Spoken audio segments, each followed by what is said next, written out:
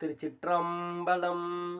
திருவாசகம் பிரார்த்தனை 10 பாடல் 3.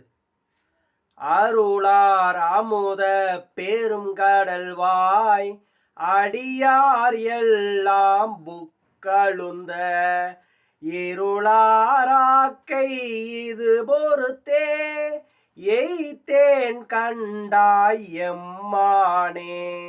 மருளார் மனத்தோர் உன்மத்தன் வருமால் என்றிங்கு எனை கண்டார் வெருளா வண்ணம் மெய்யன்பை உடையாய் பெற நான் வேண்டுமே.